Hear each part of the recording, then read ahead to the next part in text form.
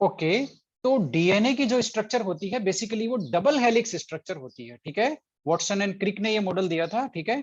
Double helix structure होती है। Double helix structure का मतलब अभी अभी जो हमने क्या बनाया था, क्या कंसीडर किया था हमने, फॉर्मेशन ऑफ पॉलीन्यूक्लियोटाइड, ठीक है, यानी कि सिंगल स्ट्रैंड।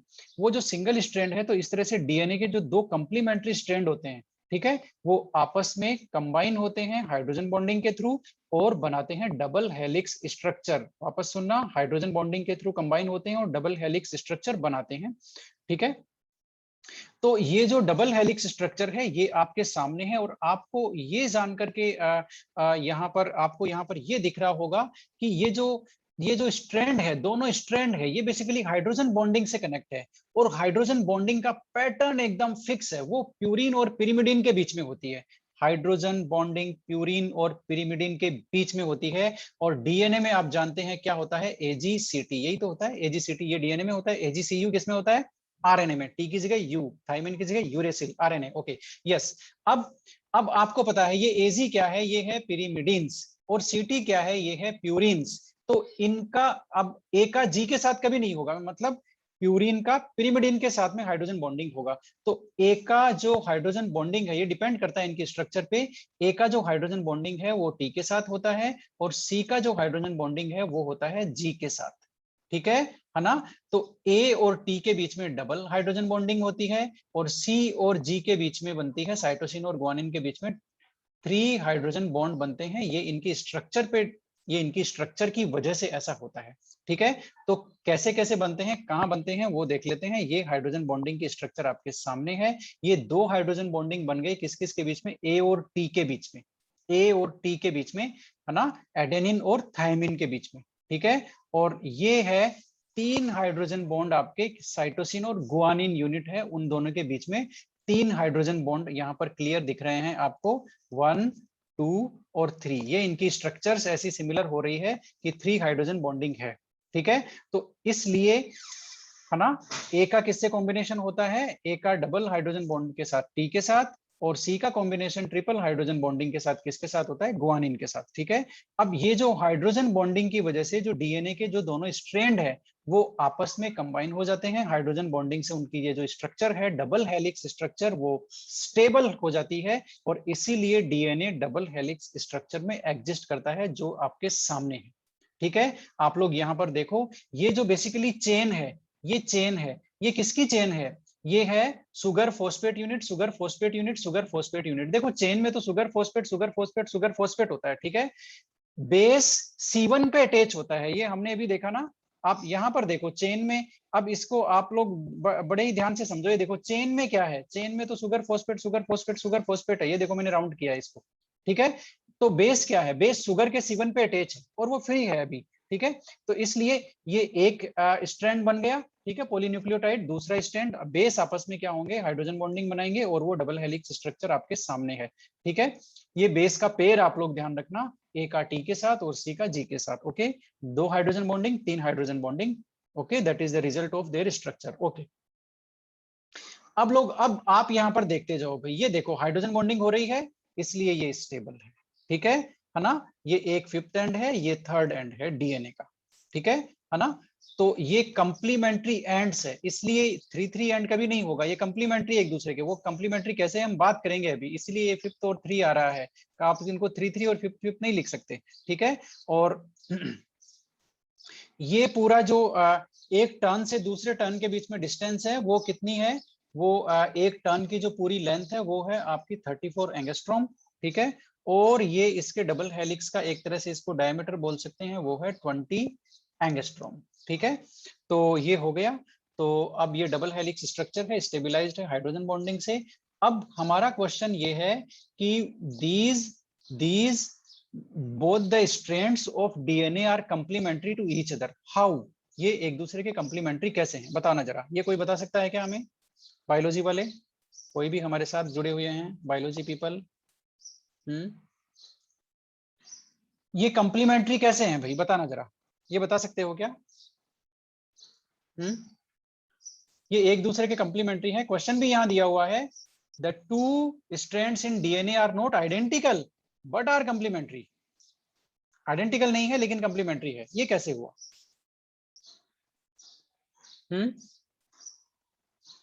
बता सकते हो या नहीं बता सकते?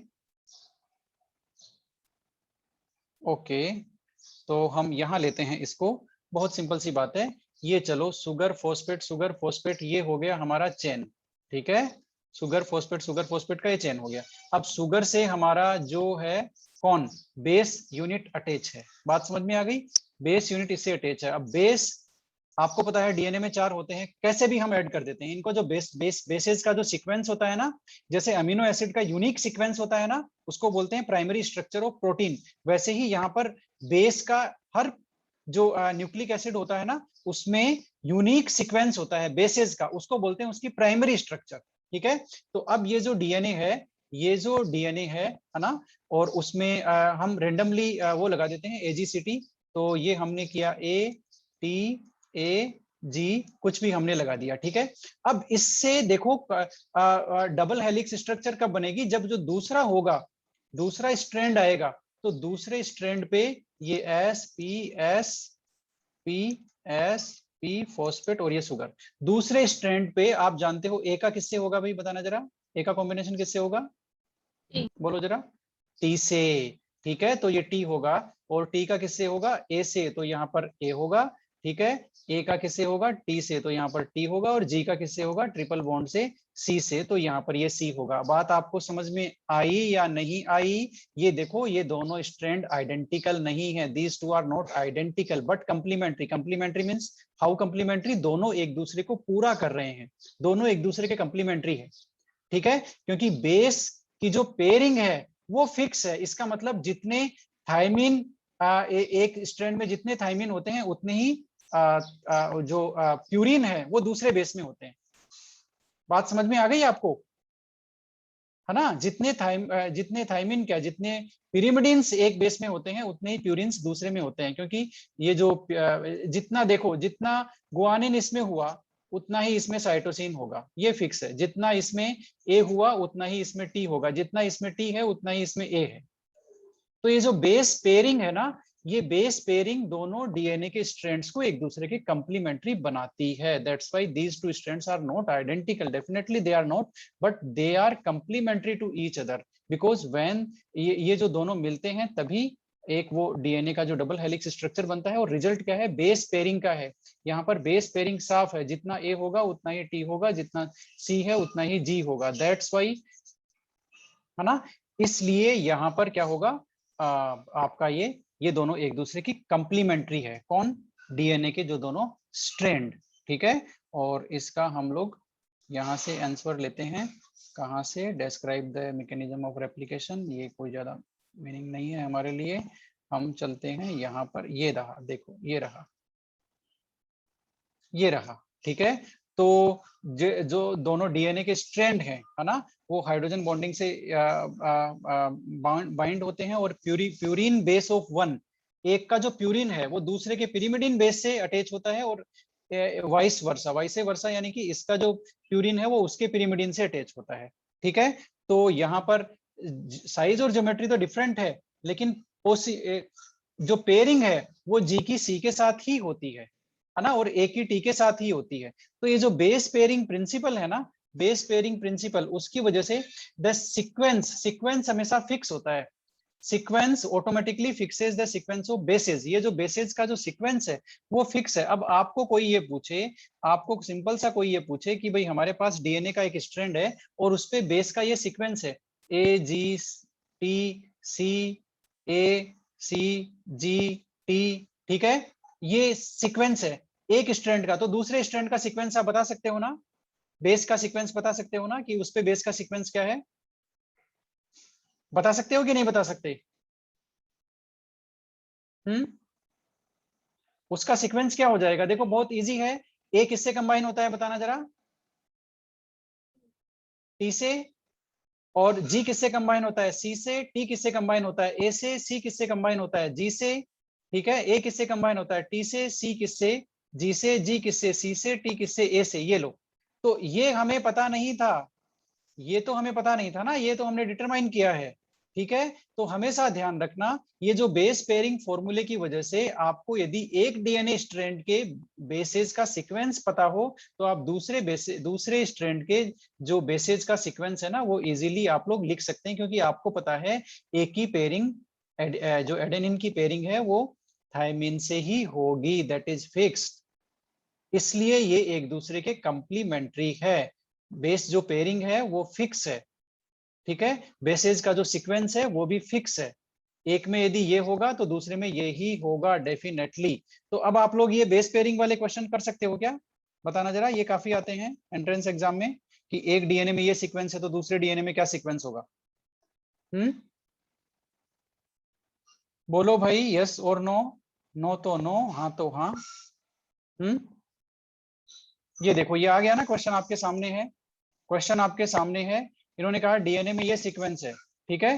तो बेस पेयरिंग का जो दूसरे डीएनए में दूसरे स्ट्रैंड में क्या सीक्वेंस होगा, तो ये तो है वन स्ट्रैंड, ये उसका कंप्लीमेंट्री स्ट्रैंड। ये देखो सेम, यदि यहाँ पर ए है तो ये टी आएगा, टी है तो ए आएगा, जी है तो सी कंबाइन होगा, सी से जी कंबाइन होगा, टी से ए, टी से ए, सी से जी, ए से टी, ये फिक्स है। तो इसलिए यदि आप लोगों को एक स्ट्रैंड का बेसिस का ऑर्डर पता है तो आप दूसरे जो कंप्लीमेंट्री स्ट्रैंड है उसका, उसके बेसिस का सीक्वेंस आप बता सकते हो। और ये जो सीक्वेंस है इसी को बोलते हैं क्या, क्या बोलते हैं इसको? Primary structure of DNA. जैसे एमिनो एसिड्स के स्पेसिफिक सीक्वेंस को प्राइमरी स्ट्रक्चर ऑफ प्रोटीन बोलते हैं, वैसे ही इनके बेसिस का भी यूनिक सीक्वेंस है। हर इंसान का डीएनए ये जो सीक्वेंस है इसी से तो अलग है। बात को समझो आप, हर इंसान का जो डीएनए है ना वो अलग किस लिए है, कैसे पहचानते हैं? ये बेसिस के सीक्वेंस से ही तो पहचानते हैं, ये यूनिक है, ये नहीं मैच होता किसी में, ठीक है। इसीलिए तो तुरंत पता लगा लेते हैं कि ये सैंपल ये क्राइम उसने किया है, ये डीएनए सैंपल उसका है, ये मर्डर उसने किया है, ये फलाना काम उसने किया है। ये यहाँ पर इस टेबल पे यदि मैं हाथ भी रखता हूं तो मेरे जो भी स्किन के बिल्कुल माइन्यूट पार्टिकल्स हैं वो यहाँ रह जाएंगे, यहाँ से सैंपल वो कलेक्ट किया जा सकता है, उससे डीएनए का जो बेस का सिक्वेंस है वो पता लगाया जा सकता है और मेरे डीएनए से मैच किया जा सकता है, पता लग जाएगा इस टेबल पे मैंने हाथ रखा था या नहीं रखा था।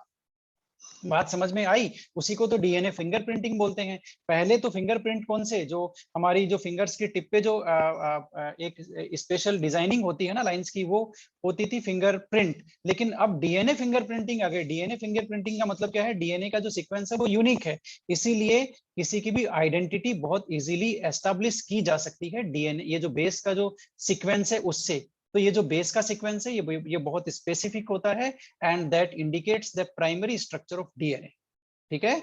और ये जो डबल हेलिक्स स्ट्रक्चर है ये है जो हाइड्रोजन बॉन्डिंग से स्टेबलाइज्ड है, ये है secondary structure of DNA.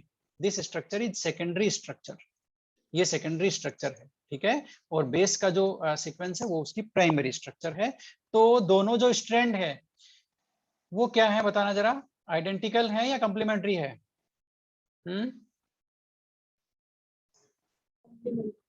Complementary, complementary, ठीक है ना। तो इस तरह से आपका जो आरएनए है वो सिंगल स्ट्रैंड होता है और डीएनए है वो डबल स्ट्रैंड होता है, ठीक है। तो इस तरह से ये डीएनए की छोटी सी स्टोरी है आपके सामने, है ना। अब डीएनए के जो मेन फंक्शन क्या है भाई वो बताओ जरा। ये तो डिफरेंस है इनका, डीएनए का और आरएनए का डिफरेंस है, ठीक है ना। डीएनए के और आरएनए के डिफरेंस, ये इसमें सिंगल स्ट्रैंड स्ट्रक्चर होता है आरएनए का, उसका डबल स्ट्रैंड होता है। ये इनके मोलिकुलर मास का डिफरेंस है, यहाँ पर ये बेसिस का डिफरेंस हो ही गया। शुगर का देखो इनमें डिफरेंस होता ही है, बेसिस का होता ही है, एजीसीटी और एजीसीयू, ठीक है। और unique property of replication, DNA में रेप्लिकेशन की प्रॉपर्टी होती है, अभी देखेंगे किस तरह से रेप्लिकेशन होता है। और आरएनए रेप्लिकेट नहीं करता अपने आप को। Transmission of hereditary effect DNA करता है, और ये प्रोटीन सिंथेसिस में इंपॉर्टेंट रोल प्ले करता है कौन? आरएनए, ठीक है। तो ये आपके फॉस्फोडाइएस्टर लिंकेज की डेफिनेशन है, ठीक है। अब यहाँ पर एक बेस इक्विवेलेंस रूल है जिसको बोलते हैं चारगाफ rule, base equivalence rule, Chargaff rule. अब चारगाफ रूल क्या है हम पढ़ चुके हैं, ये बहुत सिंपल सी बात कहता है, ये कहता है कि टोटल अमाउंट ऑफ प्यूरिन वो इक्वल होगा किसके? टोटल अमाउंट ऑफ पिरिमिडिन के। क्यों होगा? बिल्कुल इक्वल होगा, क्योंकि हाइड्रोजन बॉन्डिंग किस में हो रही है? प्यूरिन और पिरिमिडिन में हो रही है। तो जितना प्यूरिन होगा उतना ही क्या होगा बताना जरा?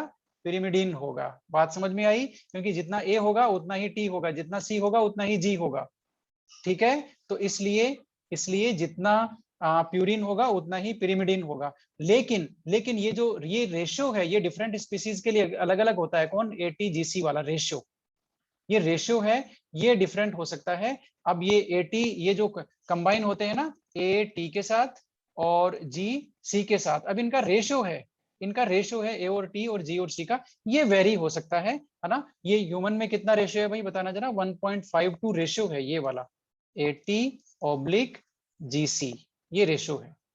ठीक है, ये रेशियो कितना है? ये बेस पेयरिंग का, बेस जो पेयर्स है ना ये, है ना, उन पेयर्स का रेशियो है वो है 1.52। ह्यूमन में ये रेशियो होता है, ये अलग अलग स्पीसीज में अलग अलग होता है। तो चारगाफ रूल क्या है? Base equivalence rule. Base equivalence rule का मतलब क्या हुआ? इसका मतलब क्या हुआ बताना जरा? हम्म बेस इक्विवेलेंस का मतलब ये हुआ कि बेस का कंपोजिशन तो हर डीएनए में अलग अलग हो सकता है, लेकिन total amount of purine is equal to total amount of pyrimidine. This is base equivalence rule, Chargaff rule. ठीक है ना। और ये जो रेशियो है AT और GC का, ये अलग अलग हो सकता है किसी भी स्पीसीज के लिए। ह्यूमन का हमने अभी वैल्यू थी वो 1.52, ये ह्यूमन की वैल्यू है किसकी? उसकी। अब DNA फिंगरप्रिंटिंग तो आपको समझ में आई गई, कहाँ कहाँ यूज लेते हैं देखना जरा। ये आता है कई बार शॉर्ट नोट में। DNA फिंगरप्रिंटिंग क्या है? फोरेंसिक लेबोरेटरीज है, और पैटर्निटी एस्टेब्लिश करते हैं उसमें भी आता है, डेड बॉडीज को आइडेंटिफाई करते हैं उसमें आता है। ठीक है ना। तो to identify racial groups to rewrite the biological evolution.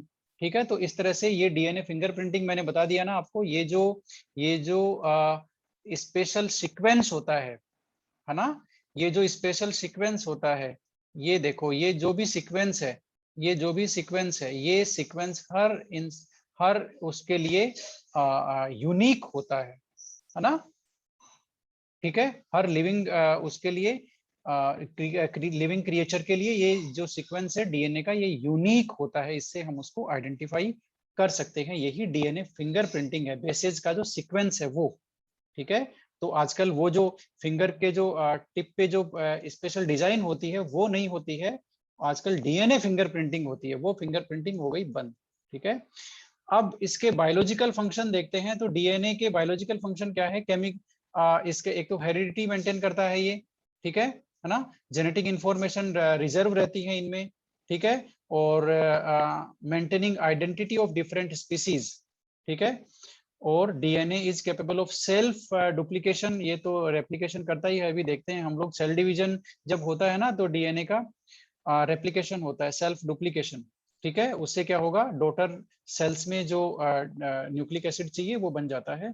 Another important function, yes, protein synthesis में ये मैसेंजर का काम करता है। कौन? DNA। ठीक है, ये मैसेज प्रोवाइड कराता है। Protein are synthesised by various RNA protein synthesise करते हैं, लेकिन जो मैसेज होता है for synthesis of particular DNA, particular protein का जो सिंथेसिस का मैसेज है वो DNA में स्टोर रहता है। ठीक है, तो इस तरह से ये हमारा न्यूक्लिक एसिड है। और अब हम थोड़ा सा रेप्लिकेशन और वो लेते हैं, हमारे पास है वाडेज बुक, और उसमें ये देखो, ये बेसेस की, यहाँ पर आप स्ट्रक्चर क्लियरली समझ सकते हो। ये आपका बेस देखो, राइबोस की चेन है, बीच में फॉस्फेट यूनिट है और बेसेज उससे अटैच है। ठीक है, इस तरह से ये पूरी एक चेन बन गई पॉलीन्यूक्लियोटाइड की, है ना। और एक बार एनोटेशन को हम लोग कर लेते हैं ऑन। ये देखो, ठीक है, ये सुगर्स हैं, है ना, ये आपके प्यूरिन और पिरिमिडिन है। अब आप कहोगे कि सर पिरिमिडिन की स्ट्रक्चर कैसी होती है? ये पिरिमिडिन ऐसा होता है बेचारा, और इससे इक्विवेलेंस है इनका बेसेज का, इसलिए इनको बोल दिया पिरिमिडिन्स।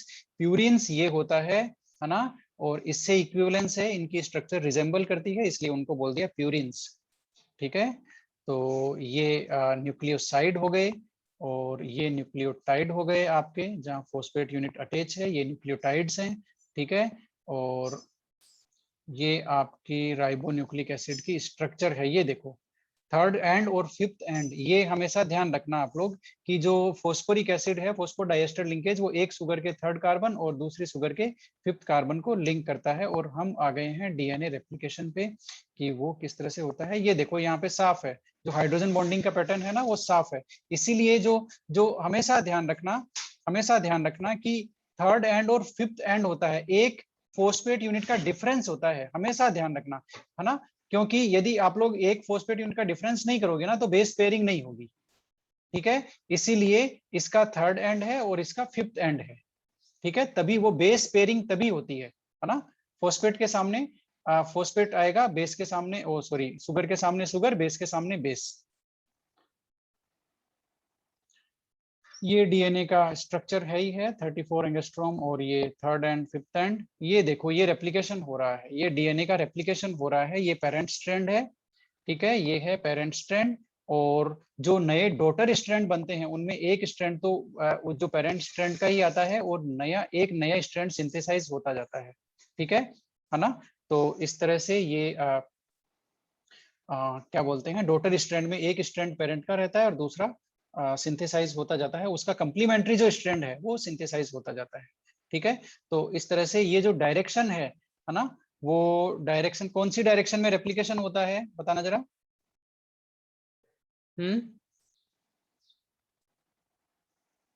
है किसी को पता?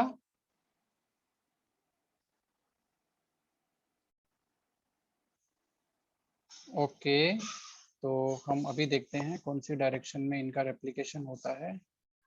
रेप्लिकेशन ये रहा, ओके, है ना। अब रेप्लिकेशन आप समझोगे ना तो ये आपको समझ में आ जाएगा, रेप्लिकेशन का मतलब ये अपना ही एक डुप्लीकेट क्रिएट करता है। ये लो, ये देखो 5 to 3 डायरेक्शन में रेप्लिकेशन होता है, DNA replication takes place only 5 to 3, fifth carbon to third carbon, ये जो डायरेक्शन है ना डीएनए की, उसमें ये रेप्लिकेशन प्रोसीड होता है, ठीक है।